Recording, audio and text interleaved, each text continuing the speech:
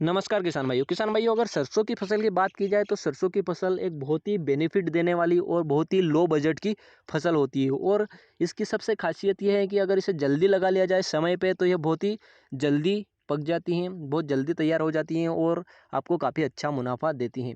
यानी कि आप किसान भाइयों सरसों की फसल से लगभग 30 से 45 हज़ार रुपये की इनकम प्रति बीघा कमा सकते हैं। किसान भाइयों यह डिपेंड करता है भाव मार्केट पे और साथ ही जो आपकी फसल रहती है उसमें कितना उत्पादन हुआ उस पे। अब किसान भाइयों सरसों की फसल के लिए आप खेतों की अच्छे से जुताई करते हैं और उनमें आप समय पर सरसों की फसल लगाते हैं। तो किसान भाइयों सरसों की फसल का सबसे बड़ा कायदा यही है कि उसको आप समय पे लगाएं। अब किसान भाइयों सरसों की फसल को आप समय पे लगाएंगे तो उसमें जो हानिकारक रस चूसक कीट है उनका प्रकोप कम रहता है। तो किसान भाइयों यदि आप सरसों की फसल समय पर नहीं लगा पाए या फिर लगाने के बाद भी कीटों का प्रकोप हो जाता है तो इस वीडियो में हम आपको इन कीटों को कंट्रोल करने के तरीके और ये कीट किस समय पर लगते हैं और क्या क्या आपको सावधानी बरतनी चाहिए इसकी जानकारी देंगे। तो वीडियो को आप पूरा जरूर करें, स्किप ना करें, क्योंकि जानकारी अधूरी रहेगी तो आप वीडियो को सही से समझ नहीं पाओगे। तो किसान भाइयों हम बात करते हैं सबसे पहले हम आरी मक्खी की। जो आरी मक्खी रहती हैं किसान भाइयों अक्टूबर से नवंबर के दौरान बहुत ही वाहियात तरीके से सक्रिय हो जाती हैं। और किसान भाइयों तो यह जो आरी मक्खी रहती है यह एक प्रकार की मक्खी रहती हैं जो सरसों की फसल पे अंडा देती है। अंडा देने के बाद में इसकी प्यूपा अवस्था से गुजरते हुए इल्लियाँ बनती हैं। इल्लियाँ जो फसल रहती हैं उसके पत्ते को खाती हैं और मध्य भाग से खाते हुए वो पूरे पत्ते को छलनी बना देती हैं, यानी कि छलनी जैसा उसको बना देती हैं। और इससे काफ़ी फसल में नुकसान पहुंचाता है, पौधे भोजन बनाने में कमज़ोर हो जाते हैं, पौधे मुरझाने लग जाते हैं।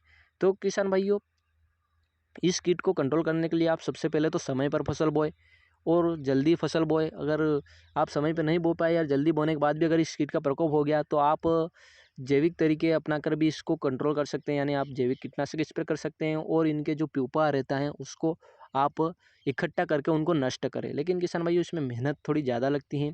तो इसके अलावा किसान भाइयों आप रासायनिक तरीका अपना सकते हैं। जैसे रासायनिक तरीके में जो कीटनाशक रहते हैं उनकी टेक्निकल बताते हैं हम कि आप जो डाईमेथोड 30% इसी उसको स्प्रे करके आप इस कीट को कंट्रोल कर सकते हैं। और साथ ही आप इसमें जो फिप्रोनिल रहता है, फिप्रोनिल जो टेक्निकल रहता है उसको भी आप स्प्रे करके इस कीट को कंट्रोल कर सकते हैं। इसके अलावा किसान भाइयों आप प्रोफेनोफॉस साइपरमेथ्रिन के साथ में इमिडाक्लोप्रिड मिक्सचर करके भी स्प्रे कर सकते हैं, जिससे बहुत ही सही तरीके से यह कीट कंट्रोल हो जाता है, जिससे इसके अंडे लार्वा और साथ ही जो इल्लियाँ रहती हैं वो भी नष्ट हो जाती है। अब किसान भाइयों हम अगली बात करते हैं एक वाहियात कीट माहू का, जो बहुत ही अधिक मात्रा में फसल में फैलता है और सरसों की फसल में यह लगभग दिसंबर महीने में यह सक्रिय होता है। दिसंबर के दूसरे तीसरे सप्ताह से यह लगभग सक्रिय होने लग जाता है, बहुत ही तेज अवस्था में यह आता है उस समय और मार्च अंत तक यह रहता है। तो किसान भाइयों इसको आप कंट्रोल करने के लिए आप इसमें जो कीटनाशक रहता है उसका स्प्रे कर सकते हैं, या तो आप जैविक कीटनाशक का स्प्रे करिए। आप जैविक खेती करते हैं तो, और यदि आप रासायनिक खेती करते हैं तो इसमें आप जो कीटनाशक डाईमेथोड 30% इसी आता है, जो मार्केट में आपको रोगोर टेपगोर नाम से भी मिल जाएगा। इसके अलावा किसान भाइयों आप इसमें फिप्रोनिल टेक्निकल स्प्रे कर सकते हैं, या फिर आप इसमें थाइमेथोक्सम लेम्डा साइलोथ्रिन का भी स्प्रे कर सकते हैं। और यदि आप अच्छा बजट में स्प्रे कर सकता है तो इसमें आप प्रोफेनोफॉस साइपरमेथ्रिन इमिडाक्लोप्रिड भी स्प्रे कर सकते हैं, जिससे ये कीट बहुत ही अच्छी तरीके से कंट्रोल हो जाता है। और किसान भाइयों आप इसको समय रहते स्प्रे करें और समय रहते फसल का ध्यान रखें कि खास करके दिसंबर महीने की शुरुआत में आप इसका ध्यान रखें कि फसल में कीट का प्रकोप हो गया है, तो आप तुरंत सावधान हो जाएं और उसको कंट्रोल कर लें। किसान भाइयों इस वीडियो में हमने आपको जानकारी दी थी हानिकारक रस चूसक कीट की, जो कि सरसों की फसल में लगने वाले हैं होते हैं।